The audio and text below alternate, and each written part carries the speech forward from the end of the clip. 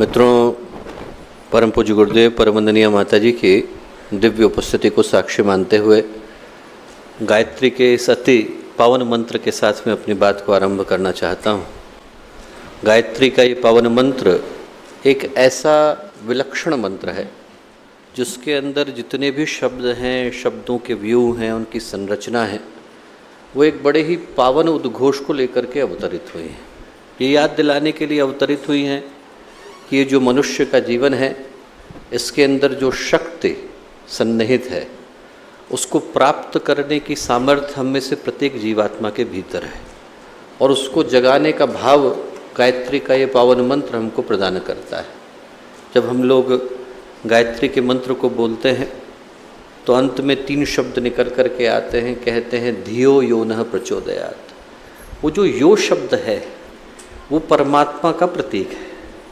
जो प्रचोदयिता है, जो शक्ति को देने वाले हैं, उनसे हम लोग प्रार्थना करते हैं कि हमारे भीतर की उस शक्ति को आप जगाएं जो मनुष्य के जीवन को, महामानव के जीवन में बदल देते हैं।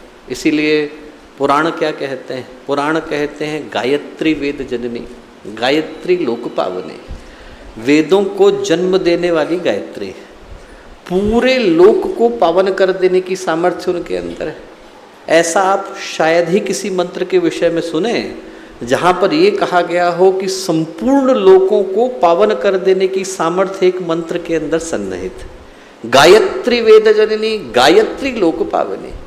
न गायत्री समम मंत्र, गायत्री के समान दूसरा मंत्र नहीं है। इति विज्ञानम उच्यते। सारे के सारे विज्ञान मिलकर, सारे के सारे ज्ञान मिलकर एक ही सत्य का, शाश्वत सत्य का उद्घोष करते हैं कि जितनी शक्ति, जितनी सामर्थ्य, जितनी संपदा, जितनी संपत्ति गायत्री के मंत्र के अंदर सुरक्षित है, सन्निहित है, समाहित है, उतनी किसी अन्य मंत्र के अंदर नहीं। और इसीलिए यदि हम लोग ध्यान से देखें तो ये अकेला मंत्र है। पूरी की पूरी मंत्र साहित्य के अंदर, मंत्र संपदा के अंदर अकेला मंत्र गायत्री का मंत्र है जिसमें 24 के 24 अक्षरों के 24 ऋषि। तत्मंत्र वशिष्ठ ऋषि ने दिया, उनके जीवन की केंद्रीय खोज का आधार तत् रहा। स भारद्वाज से निकल करके आया, वी गर्ग ऋषि से निकल करके आया। जब आप सारे के सारे ऋषियों को देखें तो भृगु को भी पाएंगे, शांडिल्य को भी पाएंगे, लोहित को भी पाएंगे, कौशिक को भी पाएंगे, अथर्वण को भी पाएंगे। सारे के सारे ऋषियों ने अपने जीवन की केंद्रीय खोज एक एक शब्द के लिए समर्पित की है। इतनी सामर्थ्य, इतनी शक्ति गायत्री के मंत्र के अंदर है। हर शब्द का, हर अक्षर का अपना अपना देवता है। तत् के अग्नि देवता है, स के प्रजापति हैं, और फिर बढ़ते चले जाते हैं। फिर उनकी देवियां आ जाती हैं, अग्नि श्रद्धा आ जाती हैं, विश्व श्रद्धा आ जाती हैं, प्रहलादिनी आ जाती हैं, उनकी अपनी देवियां हैं। और एक जो सबसे विशिष्ट बात आपको देखने को मिलती है वो ये देखने को मिलती है कि अकेला मंत्र है जिसमें जितने भी वैदिक छंद हैं, पूरे के पूरे छंद साहित्य के एक एक छंद वो सारे के सारे गायत्री के 24 अक्षरों के अंदर आ गए। तत् गायत्री छंद से निकला, स त्रिष्टुप छंद से निकला, वी उष्णिक छंद से निकला, और इसी तरह से बृहति आ गए, अदिति आ गए, जगति आ गए। उसके अंदर सारे के सारे छंद समाहित हो गए। जितनी भी भारतीय ज्ञान परंपरा, भारतीय अध्यात्म परंपरा, भारतीय वैदिक साहित्य का सार हो सकता है, मेरुदंड हो सकता है, उसका आधार हो सकता है, वो गायत्री मंत्र के अंदर आ गया है। और एक जो बड़ी रहस्य की बात मैं आपको बताता हूँ कि जितने भी भारतीय दर्शन साहित्य की परंपराएं हैं वो मिलकर के एक ही बात कहती है कि जो संसार है वो 24 तत्वों से मिला है। 23 तत्व और उनको बनाने वाले परमात्मा। सरल शब्दों में कहें तो एक बनाने वाले और बाकी सब बनने वाला। जितना बना है संसार वो 23 तत्वों से है, और जो बनाने वाले हैं वो एक है, उनका नाम परमात्मा। वो 23 के 23 तत्व जिसमें पंच महाभूत हैं, पंच तन्मात्रा हैं, जिसमें पंच ज्ञानेंद्रिय हैं और पंच कर्मेंद्रिय हैं, मन बुद्धि चित्त और अहंकार है, अंतःकरण है, और उसके ऊपर बैठे हैं परमात्मा। वो सारे के सारे 24 मिलकर के गायत्री के 24 अक्षर बन गए। जितना भी आप देख पाते हैं, जितना दिखाई पड़ता है, जितना नहीं दिखाई पड़ता है, वो सारा का सारा आकर के गायत्री के मंत्र के अंदर समाहित हो गया है।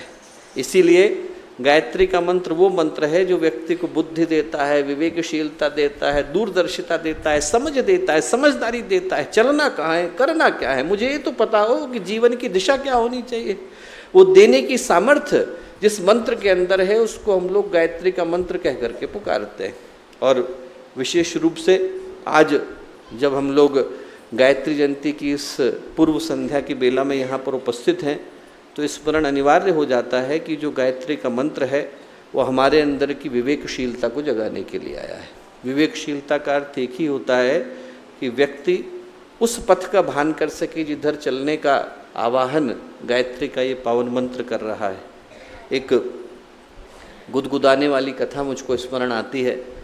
कथा एक नेताजी की है।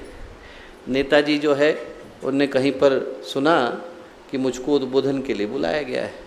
वो उस गांव में पहुँचे और जब वो उस गांव में पहुँचे तो उनने वहाँ जा कर के पता किया कि भाई मेरी सभा कहाँ पर रखी गई है। जब गए तो देखा कि वहाँ पर तो एक ही व्यक्ति बैठा है। अब नेताजी को बड़ा दुख हुआ कि मैं तो सोच करके आया था कि बहुत सारे लोग होंगे, यहाँ तो सुनने वाला एक ही है, क्या करूँ। उनने जा कर के उस व्यक्ति से कहा कि क्यों भैया क्या करना चाहिए। तो गांव का किसान था पर विवेकशील था। तो गांव का किसान था, वो नेताजी से बोला कि ऐसा है नेताजी, मैं तो पढ़ा लिखा हूँ नहीं, गांव का सीधा साधा सा किसान हूँ, ज़्यादा तो मुझे जानकारी नहीं, पर इतना जानता हूँ कि मेरे घर के अंदर 20 भैंसें हैं। यदि मैं 20 भैंस का चारा लेकर के जाता हूँ और वहाँ पर एक ही भैंस खड़ी हो, 19 की 19 चरने चली गई हो, तो उसको भूखा छोड़ के नहीं आता हूँ, उसको चारा खिला करके आता हूँ। नेताजी की समझ में आ गया। नेताजी को तुरंत समझ में आया। बोले भैया ठीक बात बोलते हो, इतनी दूर से आया हूँ तो कुछ तो बोलना चाहिए। नेताजी ने अपना भाषण शुरू किया। 3 घंटे तक अनवरत बोले। 3 घंटे तक वो बेचारा व्यक्ति सुनता रहा। 3 घंटे के बाद जब वो शांत हुए तो उनने उस गांव के व्यक्ति से पूछा। उनने कहा एक बात बताओ भैया, मेरा उद्बोधन कैसा लगा। तो गांव का व्यक्ति था, बोला भैया मैं तो गांव का व्यक्ति हूँ, सीधा साधा हूँ, ज़्यादा तो जानता नहीं, पर इतना जानता हूँ कि यदि मैं 20 भैंसों का चारा लेकर के जाऊँ और सामने एक ही भैंस खड़ी हो तो उसको 20 का खिला करके नहीं आता हूँ, उसको एक का ही खिलाता हूँ। आपने तो सबका मुझे ही सुना दिया। तो व्यक्ति को ये बुद्धि विवेक हो, ये विवेकशीलता हो कि जीवन में करना क्या है, इसका आवाहन, इसका संदेश गायत्री का ये पावन मंत्र प्रदान करता है। याद दिलाता है कि जो जीवन का उद्देश्य है, सतपथ है, सद्गति है, सद्कर्म है, वो हमारे जीवन में समाहित हो सके।